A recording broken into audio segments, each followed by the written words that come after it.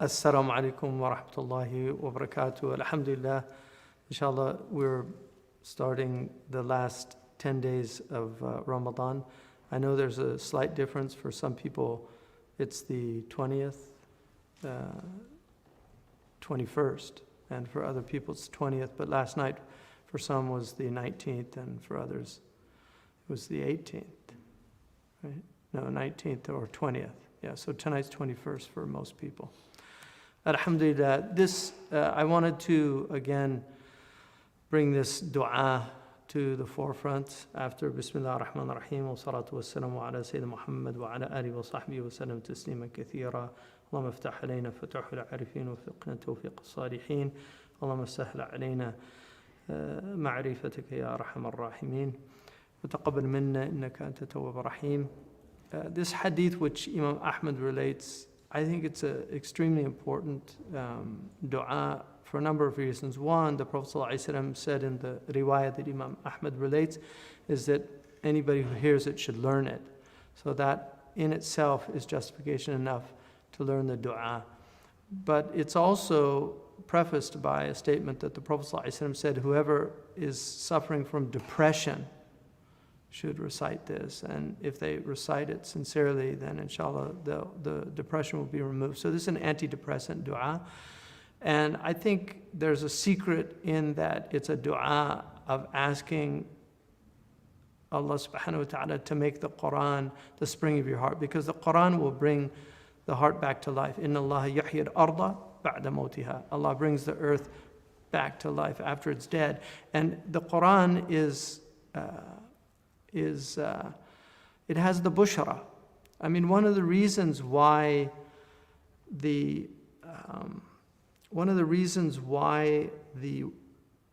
news is so depressing is because the good news that the prophets bring would not have the type of impact that it would have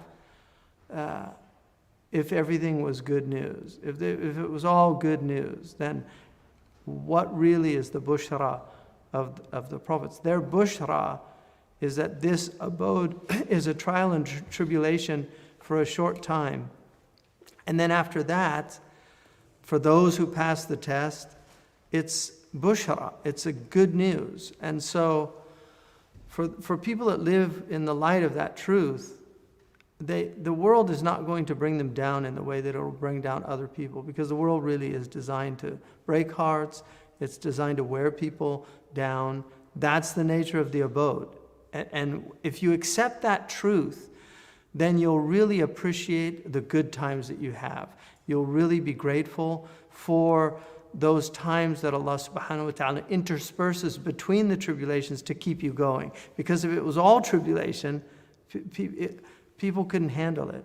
So this dua is very important. Allahumma inni abduka wa ibnu abdika wa ibnu amatika nasiyati biyadika madan fiya hukmuka adrun fiya qada'uka as'aluka bikulli ismin huwa laka sammayta bihi nafsak aw anzaltuhu fi kitabika aw 'allamtuhu ahadan min khalqika aw ista'tharta bihi fi 'ilmi al-ghaybi 'indaka an taj'ala al-Qur'ana rabi'a qalbi wa nura sadri وجلاء حزني, and in a riwayah جلاء حزني وذهب همي. So may Allah answer that prayer. I wanted just to look at a few of the hadiths. They're very strong hadiths about these last 10 days. Aisha radiallahu anhu relates that the Prophet ﷺ said, كان رسول الله صلى الله عليه وسلم, that the Prophet ﷺ كان رسول الله إذا دخل العشر الأواخر, when the last 10 nights min Ramadan, from Ramadan, entered, ahya al-layl, then he would bring the night to life. And remember that most of his nights in the normal year were brought to life. So the fact that she's saying this about these nights is very strong.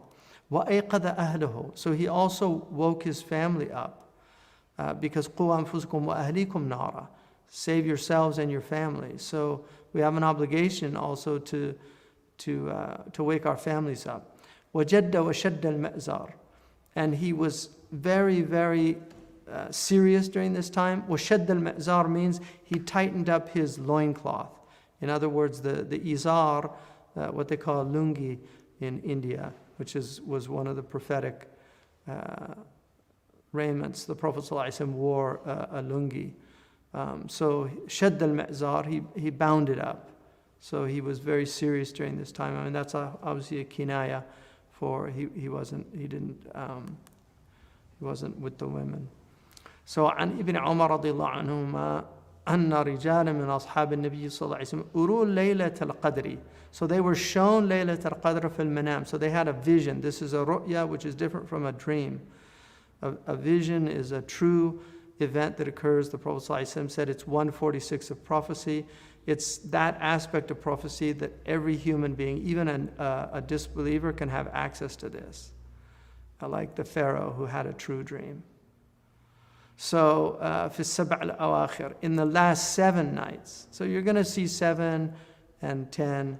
You'll see some different views. فقال رسول الله صلى الله عليه وسلم أرى رؤياكم قد تواطأت في السبع الأواخر. So what he means there is that all these different people had the same vision. So that's the tawata'at. They coincided in those 7 last days. فَمَنْ كَانَ مُتَحَرِّيهَا فَلْيَتَحَرَّهَا فِي السَّبْعِ الْأَوَاخِرِ. So that's in Imam al-Bukhari's. So especially those last 7 days, although all 10 are important, obviously the 25th, the 27th, and the 29th are very strong days. And the ulama differ about that. Allah subhanahu wa ta'ala says, إِنَّا أَنزَلْنَاهُ فِي لَيْلَةٍ مُبَارَكَةٍ. So that Layla Mubarakah, which is in Surah Al-Dukhan, is considered to be Laylat al-Qadr. Some say it's Nusf Sha'ban, which is another big night. There's a khilaf about Nusf Sha'ban, but historically it's been practiced. It's interesting that the Maliki school, traditionally, it was not practiced, but the Malikis themselves ended up doing it. So it's practiced all over the Maliki countries. In the South Asian culture, it's very strong. And it was the opinion of many of the great scholars that it was a good night, it was a blessed night to do ihya of. There's certain people that see it that it wasn't strong or there wasn't validity to it. Those are the khilafat in the rahmah of Allah, and it's very important for people not to make inkar of other people that are doing these practices. But these are firmly established practices in the Muslim community. So Abu Huraira radiallahu anhu said, عن النبي صلى الله عليه وسلم, that the Prophet صلى الله عليه وسلم said, قال من قام ليلة القدر إيمانا واحتسابا غفر له ما تقدم من ذنبه. So whoever will stand in prayer on the Laylat al-Qadr out of faith, in belief, with faith, will also ihtisaban, in other words, yahtasibu عند Allah, that they're really trusting that Allah is going to reward them. So they're reckoning with their Lord that He's going to reward them for that. So they're doing it with that intention, that Allah is going to respond to their worship. غُفِرَ لَهُ مَا تَقَدَّمَ مِنْ ذَنْبِهِ. It's forgiven all the things that preceded. Obviously, generally with these, it's the sagha'ir, what are called the venial sins, the lesser sins, not the major sins. The enormities, you need tawbah specifically. So the 7 mubiqat, things like that. عن عائشة رضي الله عنها. Again, she said, this is another hadith, but reiterating that Imam Muslim relates. كان رسول الله صلى الله عليه وسلم يجتهد في رمضان ما لا يجتهد في غيره وفي العشر الأواخر منه ما لا يجتهد في غيره. So he did ijtihad in Ramadan. And remember, the Prophet was in constant dhikr. He was constantly with Allah. So in Ramadan, it was even more intense. But then in the last 10 days, it was even intensified. So there was more during this time than any other time. So those are all really, I think, important reminders. We're in the last 10 days. So inshallah, may Allah give us the ability to fulfill these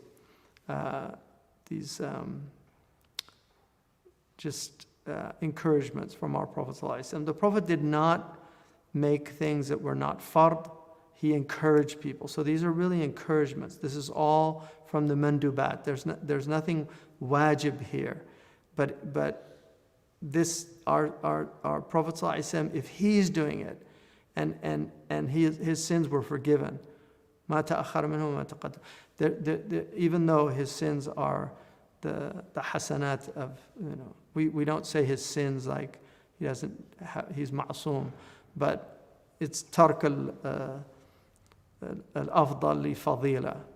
So that's, but if the Prophet ﷺ has a completely clean slate with Allah, and yet he's doing this. And when Aisha radiallahu anha saw his feet had become swollen from standing, so this is called venous stasis, when you stand for a very long time, especially an elderly person, when they stand for a long time, sometimes the fluid will gather around the ankles, so you'll see that kind of.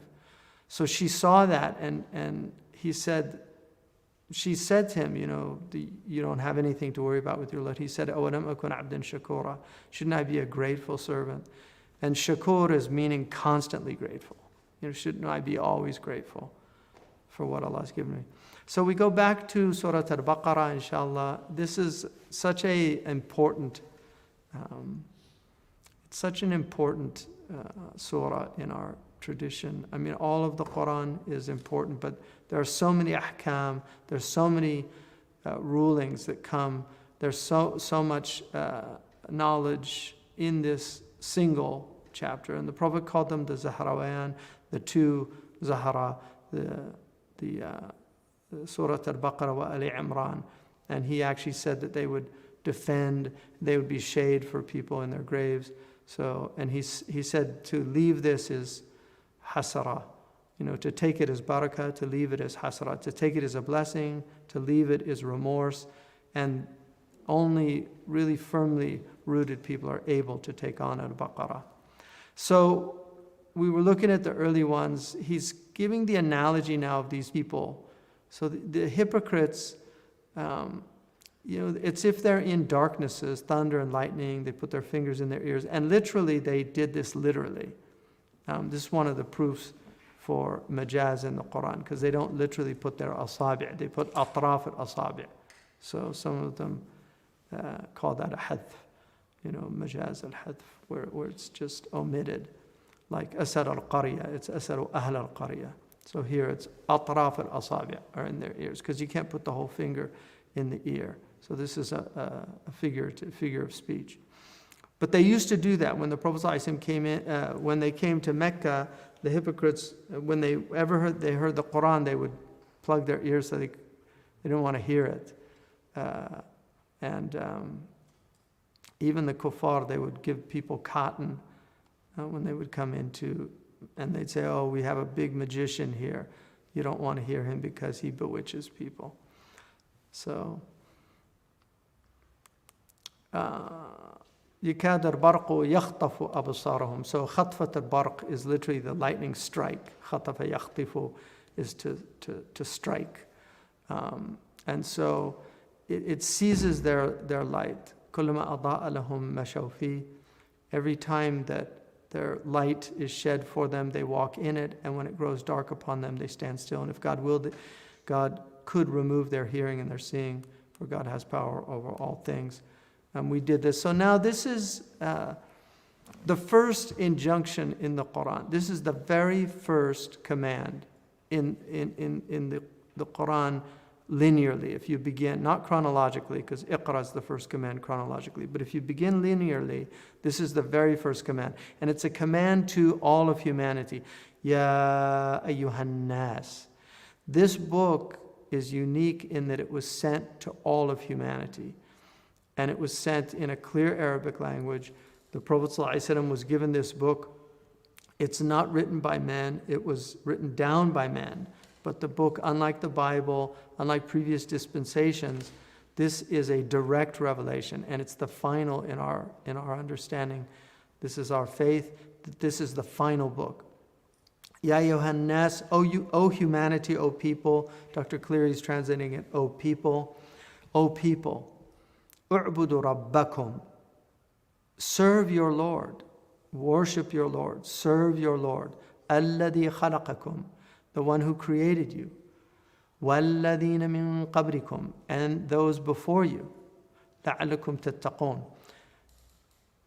so that you may be conscientious. And he chose conscientious, which I think is a really good word choice.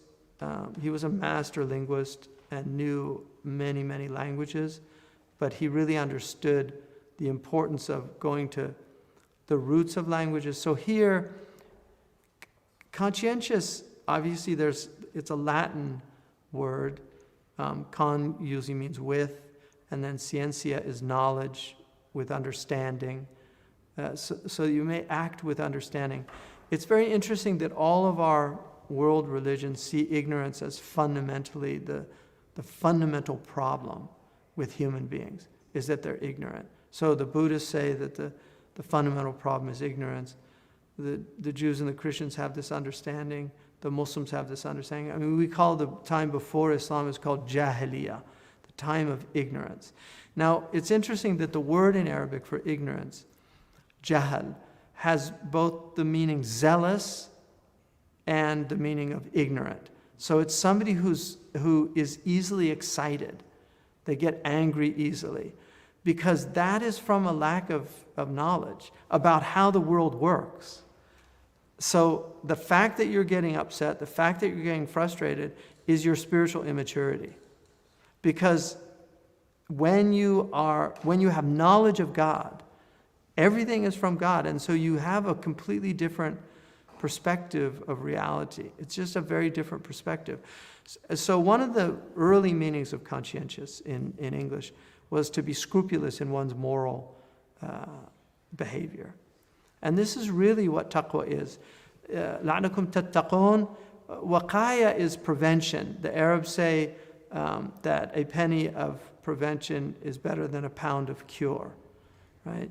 So the waqaya is prevention.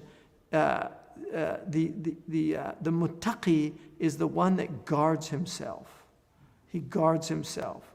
So, and that's why tuqya is when it's permitted. For instance, if you're under threat of death, you can actually deny your faith, which is called tuqya, because you're guarding yourself with that. So this is the meaning of the word. Taqwa in Arabic is a really important concept in Islam. The Ibn Ashur, the great North African scholar and really somebody who taught most of North and West Africa their Islam. Ibn Ashur says, وَحَسُلُ التَّقْوَ اجْتِنَابٌ وَامْتِثَالٌ فِي ظَاهِرٍ وَبَاطِنٍ بِذَا تُنَالٌ. So taqwa is ijtinab, avoiding what's prohibited, because وَمَا نَهَاكُمْ عَنَ الرَّسُولِ فَانْتَهُوا. Right? Whatever the Prophet ﷺ has prohibited you, avoid it. And the Prophet ﷺ says that if I command you to something, then do it. If I prohibit you something, avoid it. But if I command you, do mastata'tum. So it's more important to avoid the prohibition, because the awamir are many. The awamir are many. And in fact, فَلْيَحْذَرِ الَّذِينَ يُخَالِفُونَ عَنْ أَمْرِهِ.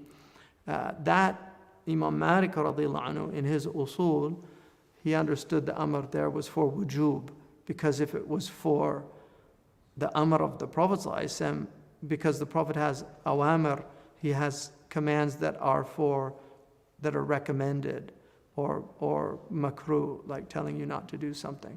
So it's really important to understand that taqwa is essentially Ibn Juzay al-Kalbi, he says there's 5 categories of taqwa. The first one is Taqwa Shirk, or Taqwa al-Kufr. And that every Muslim is a muttaqi. So that puts us all, inshallah, in the Huda lil-Muttaqeen. That's a great blessing. So that's like, وَمِنْهُمْ ظَالِمٌ لِنَفْسِهِ. So that's ظَالِمٌ لِنَفْسِهِ, but he's still muttaqi, because he's afraid of shirk. And then you have the person he fears the haram, right? He fears like kaba'ir and things like that. And that's another level of taqwa. And then you have the person that fears the makruhat, and then you have the person that fears the mubahat. Imam Ali said about the dunya, he said, halaluhu hisab, wa haramhu iqab. What's permitted from it, you're going to be accounted for. And what's haram from it, you're going to be punished for. I mean, Allah can forgive people, but that's the essential principle. So that means that the halal is a hisab. So that's why they say, az-zuhad a'qalun nas fi dunya. The people that do without in the dunya, those are actually the highest people. They're the most intelligent people. And so that's very important. And then finally, the last one is just the people who fear just that other than God occurs to their hearts. And that's maqam, the highest maqam of the arifin. الَّذِي جَعَلَ لَكُمْ الْأَرْضَ فِرَاشًا. This is a really amazing analogy here. So he made the earth a bed, a couch for you, a firash. So it could be bed or couch. The ulama say that the reason Allah used firash is because if it was too hard, you couldn't build on it, and if it was too soft, you couldn't build on it. So Allah made the earth, soil, if you look at soil, it's perfect for building on. It's not too hard, and it's not too soft. You can dig it, you can put your foundations in it, and yet it's stable, so it'll hold you. And that's how you want a bed. You don't want it too soft, you don't want it too hard. You want it right in that middle. And so that's why it uses that term. وَالسَّمَاءَ بِنَاءً. And the heaven's a roof. Now what does a roof do? A roof protects you. Well, sama'u dunya, you have different heavens, but we have the saqf al-mahfuz, it's called, the protected roof over us. And now we know with Van Allen's belts that we actually have this extraordinary roof over us that's protecting us from radiation bombardment. Like it's going on constantly. And had we not had that roof, it would annihilate us. There could be no life on earth. So the fact that Allah calls it a bina, that it's a roof over you, is quite stunning, because that's exactly what it is. It's a protective barrier. And وَأَنزَلَ مِنَ السَّمَاءِ مَاءً, and he sent down, and who sends water down from the skies, right? فَأَخْرَجَ بِهِ مِنَ الثَّمَرَاتِ رِزْقًا لَكُمْ, and who brings forth from it fruits for your sustenance. مِنَ الثَّمَرَاتِ رِزْقًا لَكُمْ. And thamarat generally, first and foremost, means fruit, like the fruit, how we categorize food. So we have fruits and vegetables and grains, and then the animal products. But if you look at, the Arabs use fruit also for anything that's beneficial, like thamratu malihi, the fruit of his wealth. It's what you get benefit from. So he brought forth all of these benefits for us as provision. رِزْقًا لَكُمْ فَلَا تَجْعَلُوا لِلَّهِ أَنْدَادًا. So now he's giving us a reason. Like Allah is saying, look, he did all of this. He created you. He created those who came before you. So you can't say, oh, my parents created me. Because who created them? Who created those before them? It has to go back. It's chicken and egg. Right? So that's dawr and tasalsul in ilm al-kalam. Circular reasoning or infinite regress. They're both false. It's impossible. So Allah is saying, we did all this, that perhaps you might have taqwa. Guard yourself. Be conscientious about your Lord. Be aware of your Lord. And then he made the earth this wonderful abode for you. He gave you a protective roof over you, a canopy. And then he sent down water from the skies and brought forth all of this provision for you. We made every living thing from water. So all this provision comes out. And you see, like the dead earth brought back to life. It's amazing, all the green that takes over. And so then Allah says, فَلَا تَجْعَلُوا لِلَّهِ أَنْدَادًا. Don't set up anything. Do not suppose anything to be like God. Don't set up idols besides God. The nid is alike. It's the same as. Don't make something the same as God. And that's why a man once said to the Prophet, إِذَا شَاءَ اللَّهُ وَشِئْتَ يَا رَسُولَ اللَّهِ. He said, لَا تَجْعَلْنِي نِدًّا مَعَ اللَّهِ. Don't make my Mashiach. Because that's called waw al-atf. It's a conjunction that indicates they're the same. So if you willed and if God wills and you will. So he was saying, no, my will and God's will are two different things. So لا تجعلني ندا مع الله. Don't make me a partner with God. I don't have the Mashiach of God. I have my own volition, but it's not God's Mashiach. So now what's important about this verse is the jumla haliyah that comes after it, that waw al-hal that comes after it. وَأَنْتُمْ تَعْلَمُونَ. And you do it knowingly, when you know.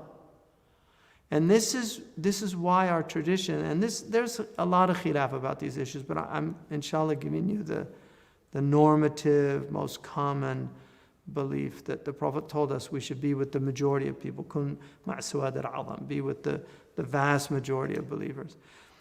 The belief is that if people have not been given a message, if they don't know, then they're not taken into account for what they do out of ignorance. They have to have something. We will not punish people until we send a messenger. Now the Mu'tazila said the Rasul is the aql, that the messenger is the intellect. And there is a Maturidi understanding that the intellect does have some taklif in it. But generally, the dominant opinion of both the two dominant schools, the Maturidiyya and the Ash'ari, is that people are not punished until the message comes to them, it's made clear to them, and they reject it. And so this is a really important point, because a lot, and I'll just say we'll get to this if we get to it, inshallah. There's another verse in Baqarah and in Surah Al-Hajj that just indicates the previous dispensations. But one of the things that's important to understand is that Imam al-Ghazali wrote a book called Faisal al-Tafriqa, which is a very important book, and the American scholar Dr. Abdul Hakim Jackson translated into English. It's called The Boundaries of Tolerance, I think, in English. So it's available in English, but it's a very important work that Imam al-Ghazali wrote to really define kufr. One of the things that he makes clear in there, and he actually says that he can't say more about it because he had a kind of opening from a kashf about it. One of the things he makes very clear is that the vast majority of people, we have to be very careful about condemning people, because there's so many variables in dealing with why people believe what they believe. And this is something Ibn Khaldun understood because he was a great sociologist. He really understood enculturation and how people are enculturated into their beliefs. So it's very hard for people to give up the beliefs that they grow up as children. In fact, the famous Jesuit, the founder of the Jesuits, St. Ignatius Loyola, he said, if you give me the child before 7, I'll have him on his deathbed. That was an understanding. Like, if we can get them really early and indoctrinate them, which is why a lot of this horrible stuff that's happening now is happening through childhood indoctrination, because they know if we can get them young. I mean, just look at some of the children's books that are being published, because they know that a whole generation is going to die off. The dinosaurs, the people that knew how life was before all this madness. And once they're gone, nobody will know. It'll be like reading old history, right? So, I mean, my grandfather told me he witnessed the introduction of cars into San Francisco as a 10-year-old, which is quite amazing. I mean, and now we have, flights to the moon, and people have cell phones like Dick Tracy. That was all fantasy. In the 1950s and 60s, Dick Tracy had a little watch where he could talk to people on it. And now people do it all the time. I mean, I knew that the end of time was near when I went back after 10 years to Mauritania. There was a young Bedouin boy in the desert, and he said to me, "Hasta la vista, baby." And I knew that this was, because when I first went to Mauritania, they didn't even, some of them did not know where America was. They just vaguely heard of a place called America. I'm not making this up. Like, people say I exoticized Mauritania. I know what I saw. I know what was there. It's very different now. It's still amazing, but it's very different from what I saw. I mean, I saw a place that was relatively untouched. In fact, I would argue entirely untouched by modernity. Pre-modern people living with pre-modern understandings. And to see that, because there probably still are a few places where you could find that, I'm sure, but it's very rare now. Everybody's been tainted by modernity and post-modernity now. So he mentions in there that even if people get a distorted version of Islam, they're not rejecting Islam. They're rejecting a distorted version. If you look at how much propaganda has been done on Western peoples about Islam, first of all, it's 1,000 years of propaganda. It's not just recent. It's been going on for centuries about how evil Islam and how evil the Muslims are, the cruel Turk, right? I mean, Turkish people are it's amazing. Anybody that goes to Turkey, they're really struck by the goodness of the people. They were very tough in war. That's undeniable. But as a people, they're actually very kind to animals. They had all these awqaf for helping animals, endowments and things. Anybody that goes to Turkey is struck by the general goodness of the people. So there's really, really important verses about that. So, if you see somebody who's worshiping idols, just recognize that a lot of times it's just out of ignorance. It's what they were raised doing. And really, I would blame the Muslims more than anybody because we've just failed to really bring Tawheed to people, like because we're the last people of Tawheed. I mean, we really have. One of my professors, when I was doing undergraduate in religious studies, he was a Christian, but when he taught the different types of monotheism, when he got to Islam, he said, well, now this is radical monotheism. Like that's how he defined it. Radical monotheism. In other words, it doesn't tolerate any association with God. Because, in Christianity you have the mystery of the Trinity. In Judaism, there's quite a bit of anthropomorphism in the tradition. Traditionally, I mean, I think rabbis would argue that, but traditionally, there's quite a bit. There's been books written on that.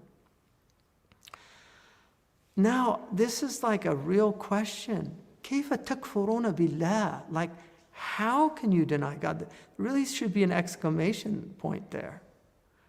How can you deny? كيف تكفرون بالله? How can you deny God? وَكُنْتُمْ أَمْوَاتًا.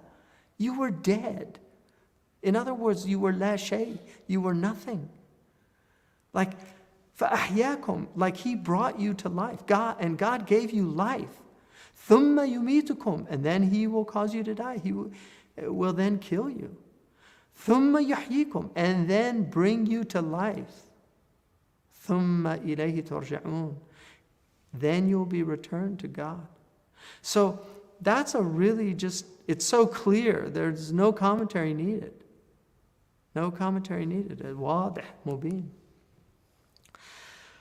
هو الذي خلق لكم ما في الأرض جميعا. He made everything in the earth for you. This is a proof that أصل الأشياء الإباحة, that the foundation of things, there is a khilaf about that, but the dominant opinion is that everything is halal unless there's a proof that it's haram. This is one of them, the proofs for that. وَالَّذِي خَلَقَ لَكُم مَا فِي الْأَرْضِ جَمِيعًا ثُمَّ اسْتَوَى إِلَى السَّمَاءِ فَسَوَّاهُنَّ سَبْعَ سَمَاوَاتٍ. So, God it is who created for you all that is on the earth. Then turn to the heights. And istawa ila means to direct one's attention, even though we have to recognize that there's always going to be some anthropomorphism in language when we speak about God. We can't get away from it. But we have to understand that you cannot take it in a literal sense that God then turned His attention to. There's no time. God is in the eternal. He is the eternal now. God is present. There's no past, present, or future. It's always present. So there's no turning any direction in that way. But ثُمَّ اسْتَوَى إِلَى السَّمَاءِ. And thumma is after, so we're in a time-based understanding. So thumma is used and then. I mean, that it does mean that. But it's really about the chronological creation of how Allah subhanahu wa ta'ala did it. But Allah, the reality is outside time and space. We cannot place God within time or space. لا يتحيز. He doesn't occupy space, because if he occupied space, it would mean he would be limited. And if he was in time, it would mean that there's a past and a future. That there's change within God, because time is actually, according to Aristotle, time is the measure of movement. And movement is change. And so God doesn't change. There's no change in God. So the seven heavens, these are mystical concepts, but there's also, we know now, there's also the seven layers. So it could have multiple meanings. And the thing about the Qur'an is you can't limit the meanings. There are multiple possibilities in the Qur'an. وَهُوَ بِكُلِّ شَيْءٍ عَلِيمٍ. And God is completely aware of all things. Now here we're entering into a very interesting section, because this is a foundational story. So this is really rooting our species in a cosmology. Like, how did we come about? Where did we come from?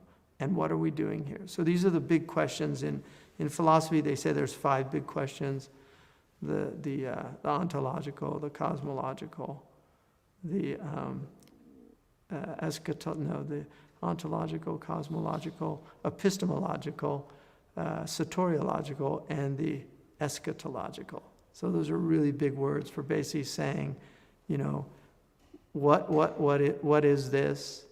Where did it come from? How do we know? What should we do while we're here? And where are we going? Those are the 5 big questions. And the beauty of religion is that they answer all 5. Scientists can't answer, though. They'll attempt to answer maybe the cosmological now, but they don't still know where the Big Bang came from. Like, okay, you got to the Big Bang. What was before the Big Bang? And if the laws preceded the Big Bang, then there was something before there was something. So this is a really important. وَإِذْ قَالَ رَبُّكَ لِلْمَلَائِكَةِ. And when your Lord said to the angels, إِنِّي جَاعِلٌ فِي الْأَرْضِ خَلِيفَةً. I am placing a deputy on earth. Khalifa could be translated in different ways. Deputy is certainly one of them, because you put a khalifa in your place, and that's essentially what a deputy, when you deputize somebody, you're putting them standing, like a deputy stands in place of the law. They represent the law.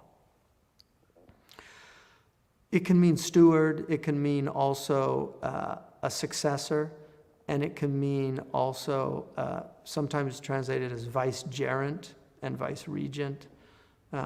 So like a vice president, somebody who's, when the president's not there, they fulfill that role. In any case, the Khalifa here, according to our ulama, is Adam alayhi salam. So Allah says, I am placing a deputy on earth. قالوا أتجعل فيها من يفسد فيها ويسفك الدماء ونحن نسبح بحمدك ونقدس لك قال إني أعلم ما لا تعلمون. So when Allah tells the angels that I'm placing a deputy on earth, they say, will you put someone who will cause trouble there? He uses trouble for fasad, yufsidu fiha. So corruption is another translation. There are several translations. But in any case, and shed blood. وَيَسْفِكُ الدِّمَاءَ وَنَحْنُ نُسَبِّحُ بِحَمْدِكَ وَنُقَدِّسُ لَكَ. And while we sing your praise. So there the wow is, again, it's a hal. This is, you're doing this, and we're in this hal of total obedience to you. So this is called, it's not su'al i'tirad. They're not challenging God. It's called su'al istifham. explain to us. We know you're Al-Alim Al-Hakim. We know you know all things. Explain to us why you're doing this. Now there's different versions. The ulama in the tafsirs, Imam Nasafi and other mufassirun, they say, Fakhruddin al-Razi mentions this, some of the ulama said that they were making qiyas, the angels, that they had seen the jinn had been down on earth before, and they had free will, and they wreaked havoc, and Iblis didn't get it under control. And so when Allah said He's placing another one in, they were like, we just saw what happened to this, like, you're going to do this again? Like, they're trying to understand, like, is this all going to happen again? And so, and then they say, they're going to sow corruption and they're going to shed blood like the jinn did. And then we're praising you, like, this can explain this? That they're asking for an explanation. And this is a really good question. In fact, according to a wonderful book written by Jeffrey Lang, Even Angels Ask.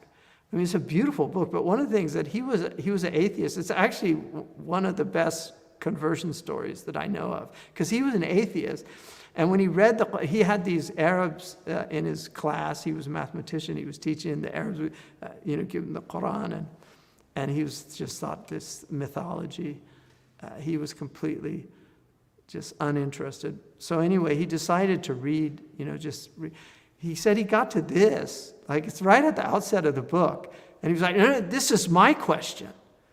Like the angel are asking God, he said, that was my question. Like, why would God create a world? So he's already preempting. God is preempting you on the problem of evil. Because that's what all the atheists say. How could God create a world that has all this evil in it? Well, God's going to explain why. So this is really a beautiful refutation of the problem of evil. It's like the angels wanted to know, like, you're going to start this again, all this evil? Why would you do that? So Allah says, قَالَ إِنِّي أَعْلَمُ مَا لَا تَعْلَمُونَ. I know what you don't know. Now what's interesting is,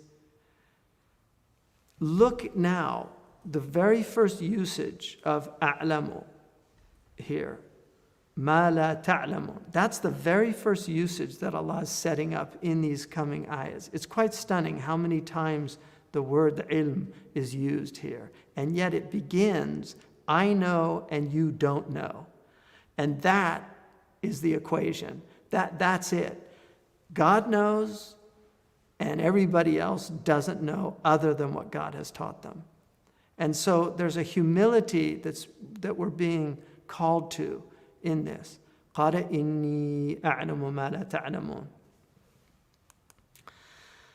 وَعَلَّمَ آدَمَ. You see, right after أَعْلَمُ مَا لَا تَعْلَمُونَ, وَعَلَّمَ آدَمَ.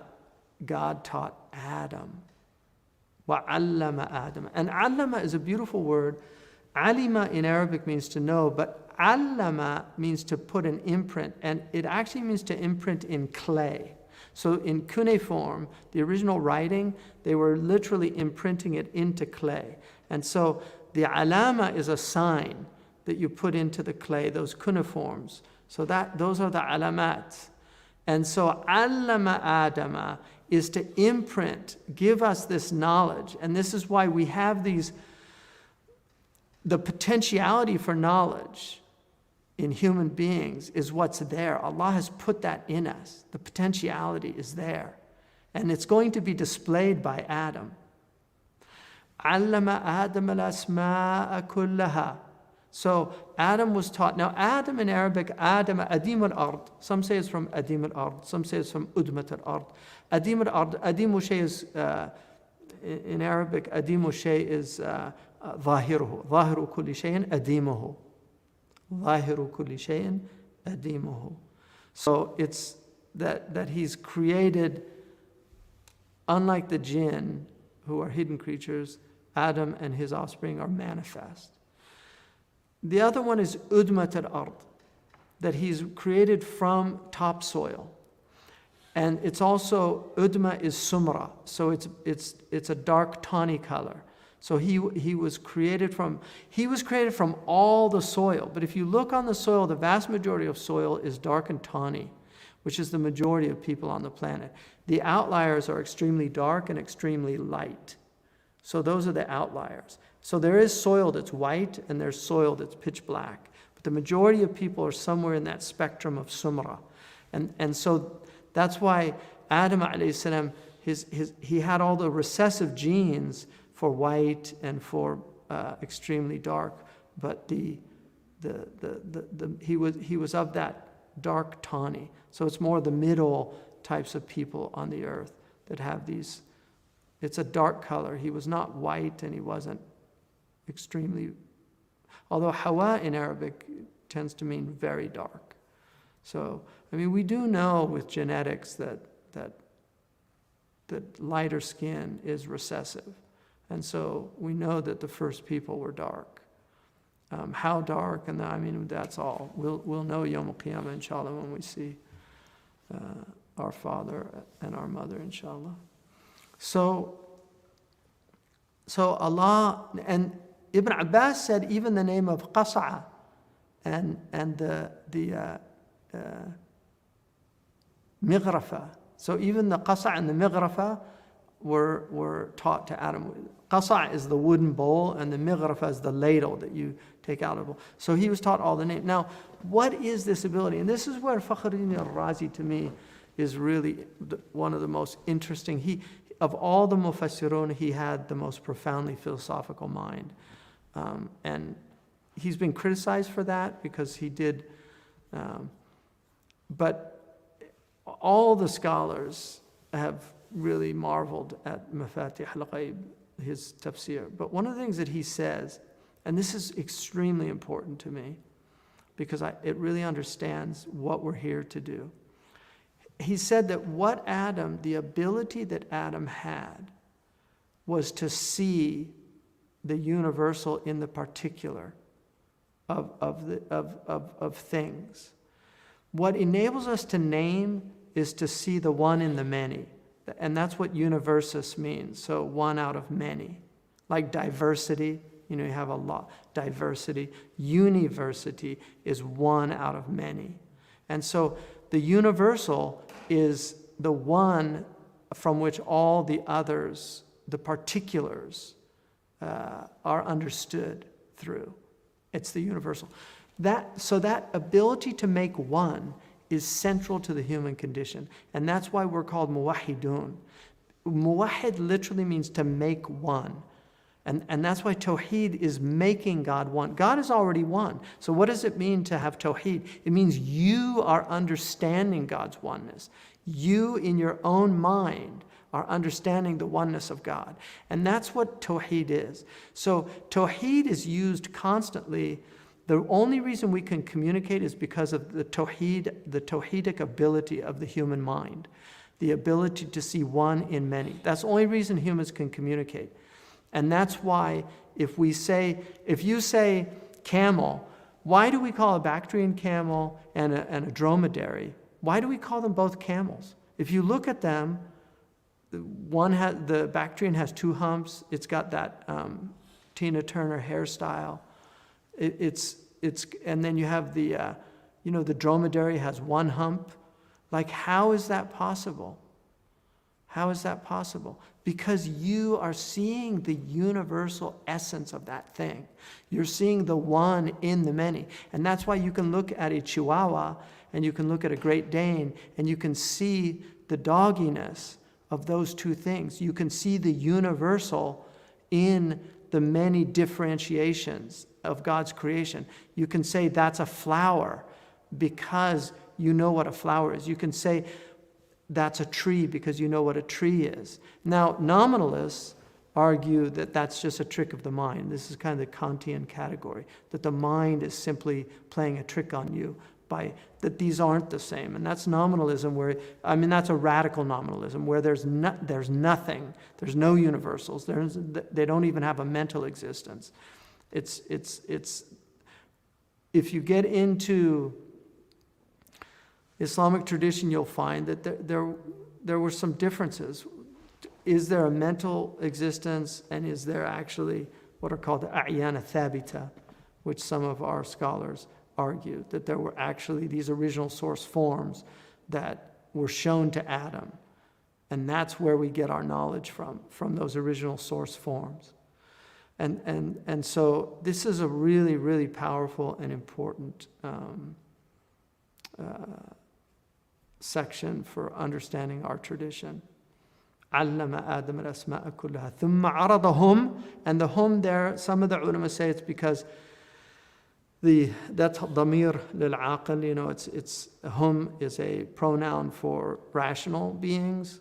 You would say hiya or who for if it was, but because the rational beings were in there also, it's included in there. So when you have, قام كلهم إلا الحمار, they all got up except for the donkey. So that's called a istithna munqati'. So the hum is, the donkey's included in the pronoun of. Anyway, those are grammatical problems. ثم عرضهم على الملائكة فقال أنبئوني بأسماء هؤلاء إن كنتم صادقين. So Allah showed the names to all the angels, the musammayat, the asma al-musammayat. He showed them. And he said, tell me their names if you're telling the truth. قالوا سبحانك لا علم لنا. So we go back to إني أعلم ما لا تعلمون. Right? I know what you don't know. Subhanaka. That's tanzih. That's for just glory be to God. Transcendent is God above anything we can imagine. لا علم لنا إلا ما علمتنا. We have no knowledge. There, that لا نفي للجنس. We have no knowledge except what you have taught us. إنك أنت العليم والحكيم. You are the all-knowing, the most knowing, for you are most knowing, most wise. So Al-Alim is hyperbolic form of alim, and Hakim is hyperbolic form of hakim. So these are exaggerated forms to indicate that immense, all knowledge and all wisdom. You have all knowledge, you have all wisdom. You are the most, more than anything, anyone. أعلم كل شيء.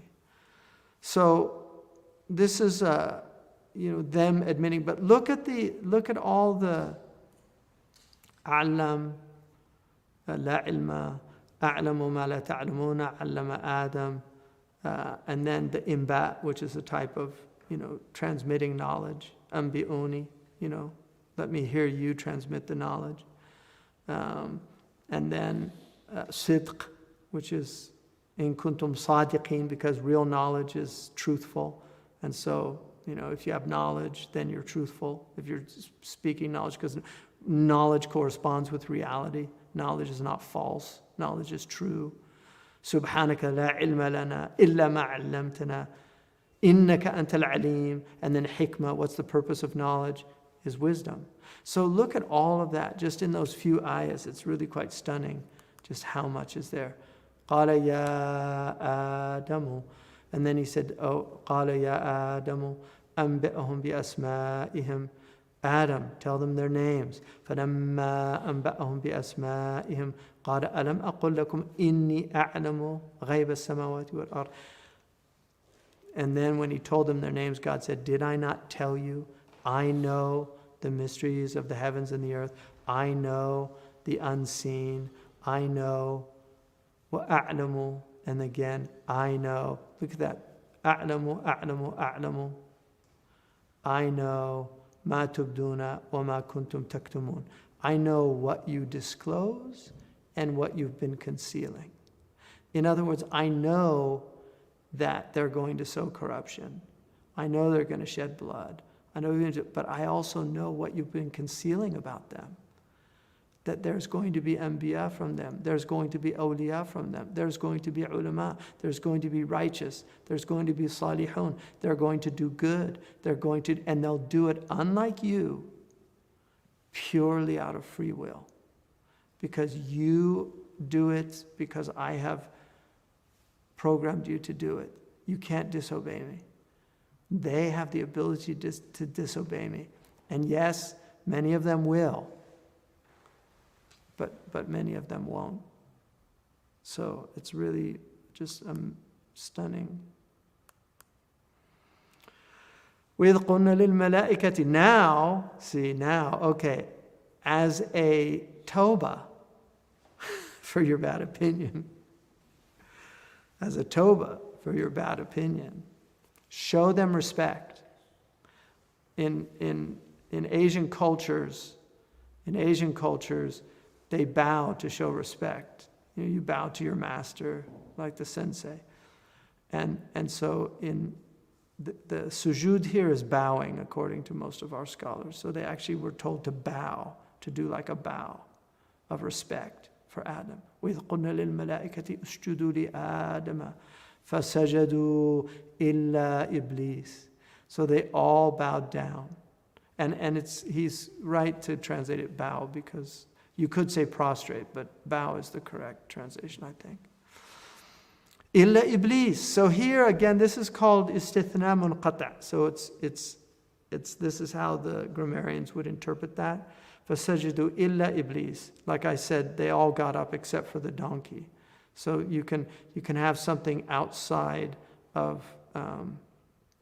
So when it said, we said to the angels to bow down, well, Iblis was included in them because he was among them. He was honorary in that mala, even though he was from the jinn.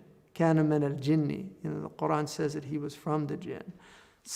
You'll find these in tafsir. Some of them say that he was transmogrified into a jinn, that he was originally an angel, and that he was given that free will, and then he disobeyed, and so you'll see these things. I once was in a majlis many, many years ago. This is like 40 years ago almost.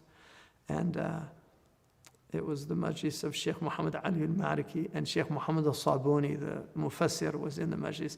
And he mentioned this ayah, and then he said he really got upset and kind of really gave a strong dars about nobody should say that Iblis was from the angels. He was from the jinn. Shouldn't be any khilaf. But there is a khilaf. It's weak. But, you have to acknowledge these things. So that's the normative opinion. And the correct one, of course. Aba wastakbar. So he refused and showed arrogance.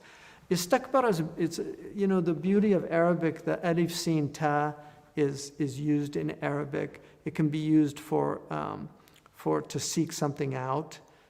So you say like yasta'limu, like to seek out information, or it could be used to deem yourself. Astahsinuhu, like I consider it very beautiful. So it's used that. It also can mean istahjara. It can be sayrura, to become something. So these are different ways that alif sin ta affects the noun. In this case, it's he deemed himself great. Istakbara. So kabura means to be vast or great. Kabir. Allah is al-mutakabbir. Allah is al-kabir. Allah is akbar. Right? So these are all. So Aba was takbar. He refused to bow because he deemed himself too great to bow down. And he actually said, Ashjudu lima kharaqta, like I should bow down for, and he actually says hama'in masnoon, like black clay. So he actually uses that word. And that's why racism really is a demonic, it's from Iblis. We should really call it Iblisism, because he literally uses the word black and smelly. Like he said, it's black, stinky clay. Like I'm going to bow down to black, stinky clay. And I'm made out of fire. Like I'm this high element. You created me from fire. And you want me to bow down to this black, stinky clay. So he's arrogant. And so that really is the beginning of what modern people call racism. It's arrogance. And that's why the root problem is arrogance. Racism is real arrogance. That's what it is. It's arrogance in the heart. If anybody thinks they're better than another person, they're arrogant. It's as simple as that. And the Prophet ﷺ said, you will not enter paradise if you have even a mustard's weight of arrogance in your heart. So, and that's why, the Sahabi that called Bilal ibn Sauda, which he obviously meant it as a negative term, akin to maybe using a derogatory slur against somebody. When the Prophet said, he didn't call him like you're a racist, or he said, Anta imru'un fika jahiliyyah, you still have jahiliyyah in you. So he wants to treat him like he's letting him know that's a jahili statement. He wasn't jahil because he was a believer and he was a devout believer. But he was saying, you still have something in you that you need to excise. And when he understood that, he went and he asked the man to put his foot on his cheek. He literally went onto the ground and said, put your foot on, as a way of making tawbah. Like he humiliated himself before that man as a way of making tawbah, to humble himself. And that's why Adam was given the khilafah because he was humble. Iblis, see, if you look at Iblis says, Bima aghwaytani, you led me astray. Now, when Adam was led astray by Iblis, he could have very easily said, the devil made me do it.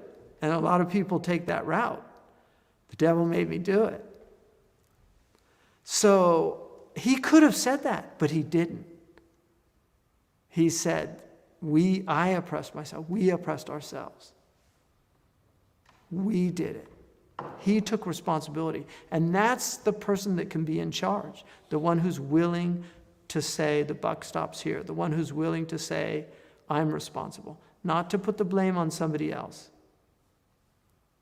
Right? Napoleon famously said that victory has 1,000 fathers, but failure is an orphan. Nobody wants to take blame. But there's a great story of Cervantes, who wrote the famous, it's considered the first novel in the West. There is actually a novel before that, I think, in Japan, but it's the first novel in the West, called Don Quixote. It's very interesting and it's heavily influenced by Islam. But Don Quixote, Cervantes was a Spaniard living at the time when the Muslims were being persecuted in Spain. This is right during the height of Inquisition. And there's a lot of characters in his play that are in his novel that are clearly hiding out from the Inquisition. They're Muslims, and he's got this scene where he puts on his little toupee and starts doing subha, and he has his little Isra and Mi'raj. It's a very interesting story. But anyway, there's a great event that happens in his life. He was captured by corsairs, Algerian, and he was taken to Algeria, and he was put in prison. Well, they tried to make an escape, and so the warden of the prison, he ordered them all to be punished. And Cervantes came out and he said, no, only punish me. He said, you can give me all of their punishment because I was the one that instigated this. And he knew immediately that he was a nobleman just from that act, because it was such a noble act. And he was an aristocrat. So he pulled him out. He ended up learning Arabic. He lived 7 years. He became the governor's secretary. And he learned a lot about Islam, which is why you find hadiths all throughout Cervantes. And I discovered that. I read Don Quixote in Spain many, many years ago, and could clearly see a lot of the Muslim influence. It was one of my father's favorite books. But there's recently been researchers that have started to recognize he actually says it was written by Ben Hamid Bengali, Hamid Bengali. So he attributes it to an Arab, the whole book, that he's just the amanuensis. In any case, that was a little diversion. So وَكَانَ مِنَ الْكَافِرِينَ. And here really it's about ingratitude, which is the meaning of kufr. He was an ingrate. He was of the ungrateful. Because he's not a disbeliever in that way. There's a masala, the muwafat masala. There's a famous masala in the ilm al-kalam about this. Because this is between the Ash'ira and the Maturidiyya. Can you say, أَنَا مُؤْمِنٌ insha'Allah? Because was Iblis always a kafir with God? Right? And that's the mas'ala, muwafat. It's how you come to God on the Yawm al-Qiyamah. That determines the reality. And that's why the Ash'ira say you can say, أَنَا مُؤْمِنٌ insha'Allah, not doubting your iman, but not knowing your khatimah. So you're admitting that I don't know my khatimah. I'm hoping that I'll die a believer. But there are people that the Prophet ﷺ said they live their whole life a kafir, and then right before they become a believer. And there's other people, they live their whole life, Nasrullah al-Afiyah, the Mauritanians. Mu'minu, yeah, mu'minu. Allah. وقلنا يا آدم اسكن أنت وزوجك الجنة وكلا منها رغدا حيث شئتما ولا تقربا هذه الشجرة فتكونا من الظالمين. And we said, Adam, live in the garden, you and your wife, and eat of it comfortably as you wish. But do not go near to this tree, for you will become abusive tyrants. Zalimin, meaning you will become, basically, your lower self will, that it'll be tyrannical over your higher self. So, this is now, Adam is in Jannah, he has his mate, Hawa. She's not mentioned. The only woman that's mentioned in the Qur'an is Maryam. All the other women are mentioned like this. And the reason for that is because in Arab tradition, you do not mention the wives of other people in a majlis or a gathering. It would be considered an aib. I mean, modern Arabs now do it because they've lost these kind of formalities. But traditionally, it would be a huge aib to mention that. So a man can mention his wife, but not. So this is like an adab, a type of adab. But it's a distinction of Maryam because she is Amatullah. So it's her maqam that she's the only woman named in the Qur'an, is that she has that maqam with Allah subhanahu wa ta'ala. It's as if he's saying, she's mine. And it's her maqam is so high. Alayhi salam. So, Ya Adam uskun anta wa zawjuka al-jannata wa kula minha ragadan. Ragadan, comfortably, you're going to have all you need. Haythu shi'tuma, wherever you go. Wa la taqraba hadhihi ash-shajara. So these are always the caveats in life. You always have this. You can do whatever you want, but don't do that. Don't open the box.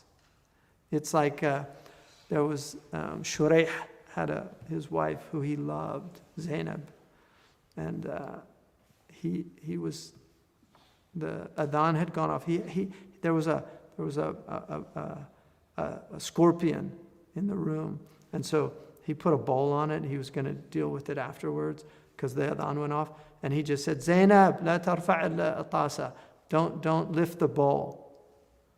So she goes in, of course. The Mauritanians say, "Akhadat al-laqba." She got curious. She goes in. She lifts the bowl. She got stung by the.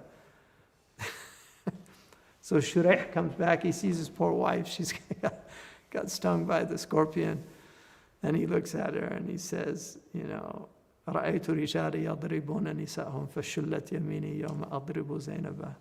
He said, I've seen some men, they strike their wives. May my hand be paralyzed if I ever lift it against Zainab.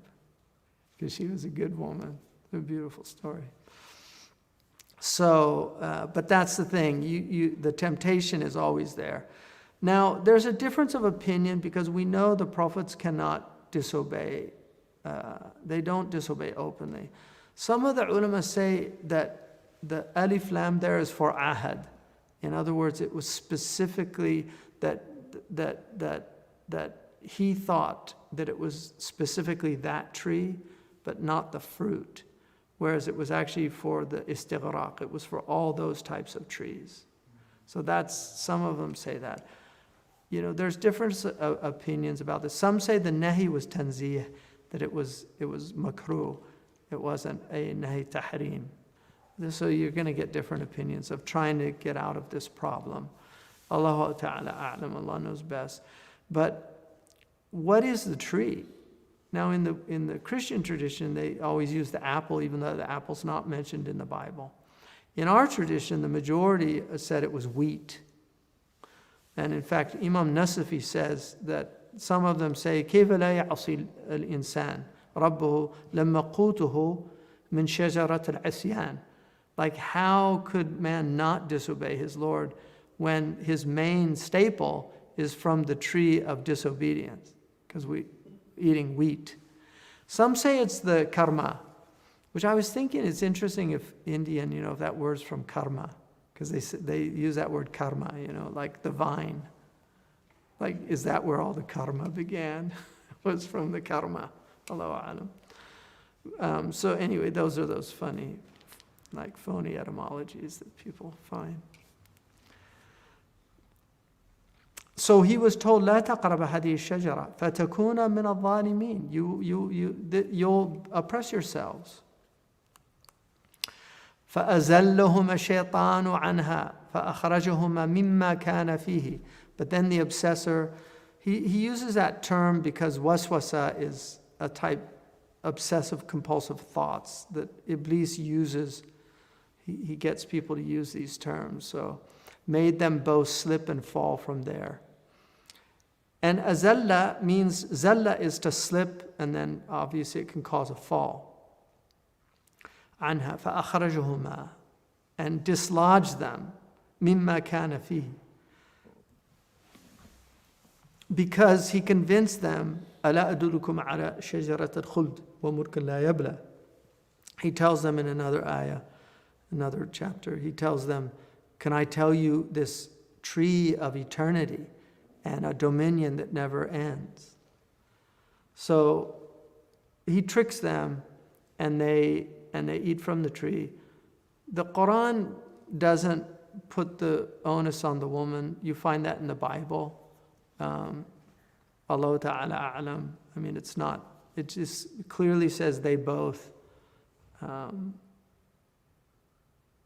ended up, they both ate from the tree, and that's what happened. So, mimma kana fi. So some say because the devil was rajim, that he actually was at the gate of paradise when he called them. And then there's also a riwayah that says that he went into the fem, the mouth of a serpent, and that's how he got in. Was the khazin didn't see the serpent. So it wasn't that he was a serpent, but that was the vehicle that he used to get into Jannah. Allah Ta'ala anam. These are all, in the end, we only know what's sound, which is in either the mutawatir Qur'an or in the Sahih Hadith. But yusta'nasu bihadith ashya, they're mentioned in the tafsirs for a reason.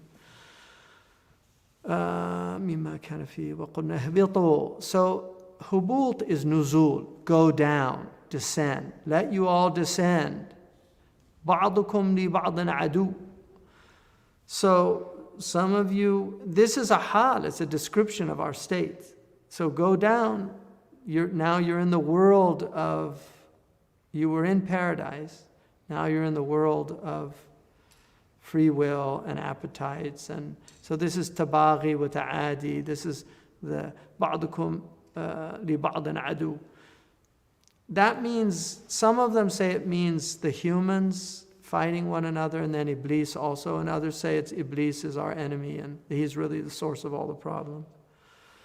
But Ramadan's a proof that, there's more here working than Iblis. So, لكم ولكم في الأرض مستقر. And there you will be there, and there will be housing and food for you. So you have this mustaqar in the earth, on earth for a while. Mata'un ila hin. So you have a residence, qarar, and you have mata', you have what you need, food and provision, really, provision generally. فَتَرَقَّى آدَمُ مِنْ رَبِّهِ كَلِمَاتٍ. And I mentioned the other riwayah, فَتَرَقَّى آدَمَ مِنْ رَبِّهِ كَلِمَاتٌ فَتَابَ عَلَيْهِ إِنَّهُ هُوَ التَّوَّابُ الرَّحِيمُ. Then Adam received instruction from his Lord, and God relented toward him, for God is most relenting, most merciful. قُلْنَا اهْبِطُوا مِنْهَا جَمِيعًا إِمَّا يَأْتِيَنَّكُم مِّنِّي هُدًى فَمَنْ تَبِعَ هُدَايَ فَلَا خَوْفٌ عَلَيْهِمْ وَلَا هُمْ يَحْزَنُونَ. So we said, let all of you descend from there. So in the commentaries they say here it's Adam, Hawa, and then Iblis. But if guidance does indeed come to you from me, then whoever follows my guidance will have nothing to fear.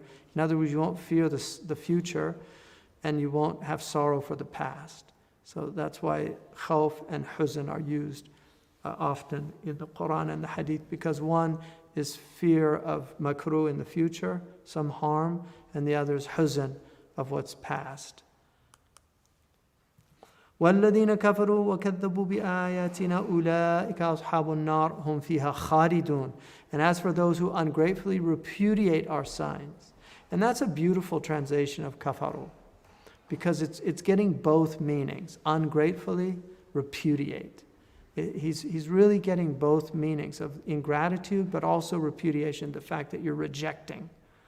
So it's really a nice, I don't know if that's his or if there were other people that use that. But Dr. Clear actually had many creative solutions to the problem of translation of these words. And Bruce Lawrence acknowledges that.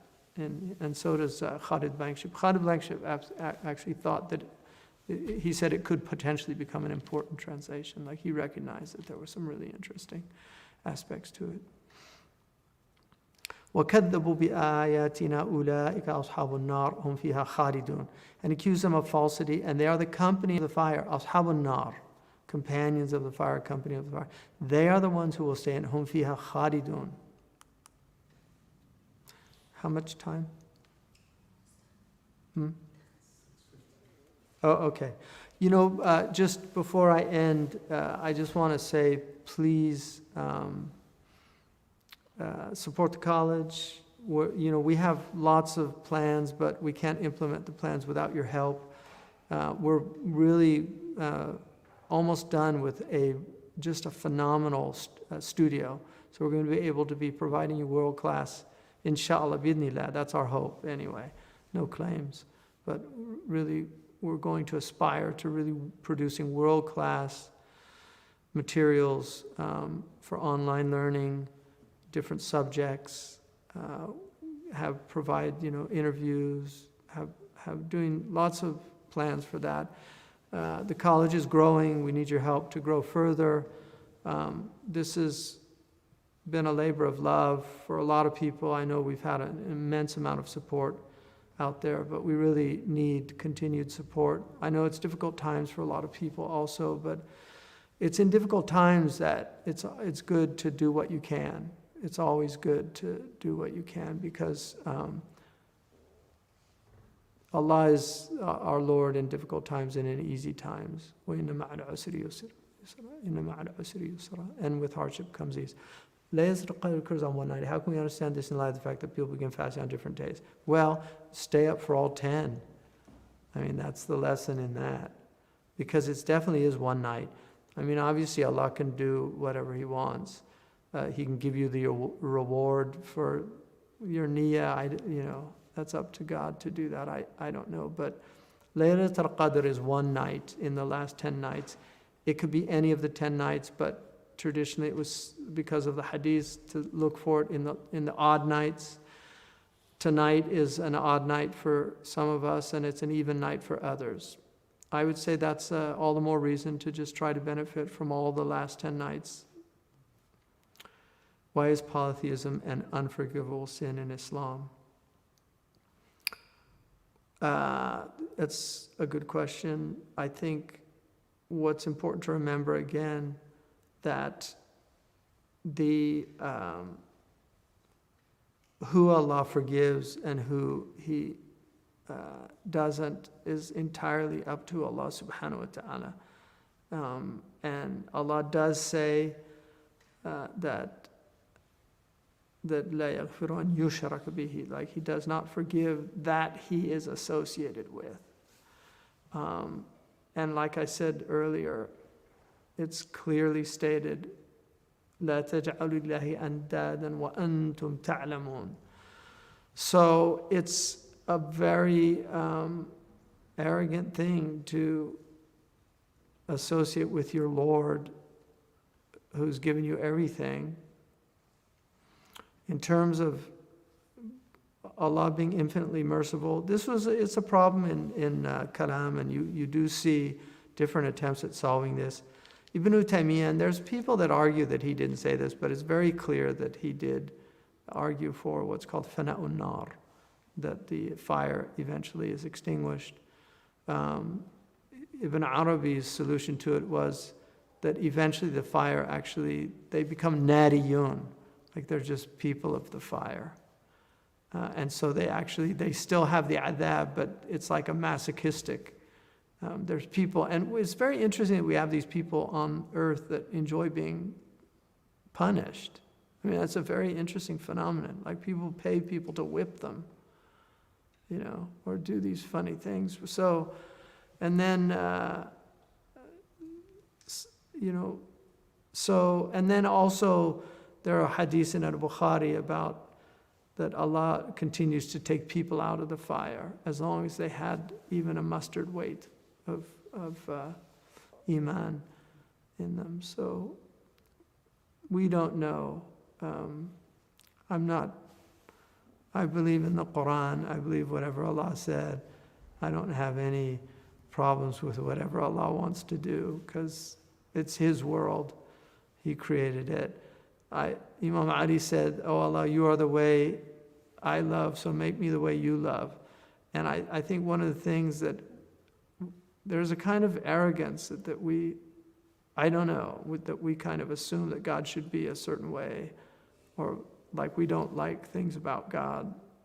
I mean, I have never had a problem with Sharia. I just don't have a problem with Sharia. I actually really understand property laws. Like I do understand why you have to have mercy as well, and you don't implement had punishments when people are in very dire straits.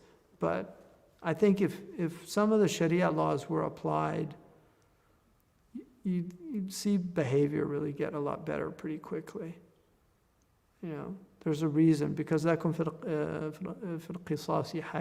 you have in these laws of retribution life, because life becomes very difficult when laws break down and people don't obey the laws, and it just becomes dog eat dog and people just take over. So ring structures in the Qur'an have all been discussed in the last 2 decades.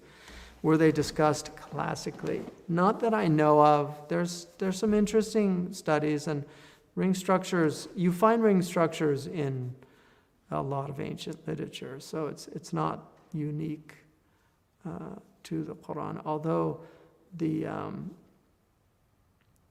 Cooper's book is a very interesting book, and I think also Farine, who's in Kuwait, I think he did his work at UC Berkeley, but he's done some very interesting work on that, and showing that the types of ring structures they couldn't have been worked out like as a kind of pre-planned the way the Qur'an was revealed.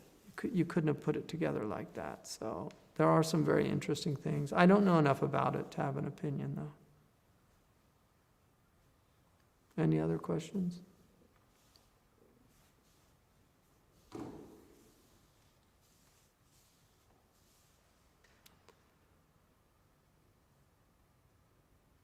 What are the names that Allah taught Adam?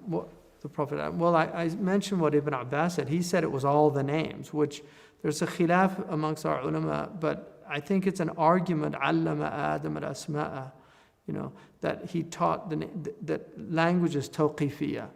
So the original language, and there's a khilaf about what it was. Some say it was Arabic, some say it was a type of Syriania. Imam Asyuti says, وَمِنْ عَجَائِبْ مَا تَرَى الْعِنَانِ أَنَّ السُّؤَالَ الْقَبْرِ بِالسِّرْيَانِ. Abdul Aziz Dabbagh said that little babies, when they babble, they're actually speaking the first language because they're talking to the angels. Allahu A'lam, I don't know. But so the names were, like he named things. He gave everything a name. Can you please explain the ayah, there's no compulsion in religion? It's pretty self-explanatory, that one. La ikraha fi din. You shouldn't force people into a religion because you just create munafiqun. You just create hypocrites. The Prophet ﷺ didn't compel people. The people entered Islam freely. I mean, obviously, there are ridda laws, and some people find those confusing in light of la ikraha fi din. There's ulama have written on this of late, and it's something that I think modern Muslims are grappling with in the modern world. But I think that is not an abrogated. It's a very late verse. It's not abrogated, and I think we should take it at face value. La ikraha fi din. We're the only world religion that has that principle. No other world religion has that. We're the only one that made that statement. So, and we should just honor people. You know, this is an age of fardaniya. It's an age of individualism. In the past, you know, the apostasy laws were to protect the believers. That was the purpose of them. And most people were happy to see them implemented, even though they were rarely, in Muslim history, rarely were there any ridda laws implemented. That's simply a fact. Many, many heretics lived to ripe old ages. I mean, there are periods where you have these things. In fact, the blasphemy, when you have the martyrs of Cordoba, which were Christians that were really distraught at how many Christians were becoming Muslim, that they start going into mosques and cursing the religion and doing things to become martyrs. Like they actually wanted to be martyred. And the caliph would find all these excuses not to do it, like they were crazy and rufi' anhum al-qalam. And Muslims did not like to implement capital punishment. I'm not going to say it was all rosy and kumbaya, because it wasn't. There's a lot of horrors in Islamic history, and just like all human history. But overall, I think it was certainly a lot better than anywhere else on the planet. I think if you had a choice to live anywhere in the world 1,000 years ago, most people would choose in the Muslim world. If they could see the world as it was, they would have chosen the Muslim world. So we've fallen on hard times, but the religion hasn't. You know, Muslims have, but the religion's the same. It's the same truths.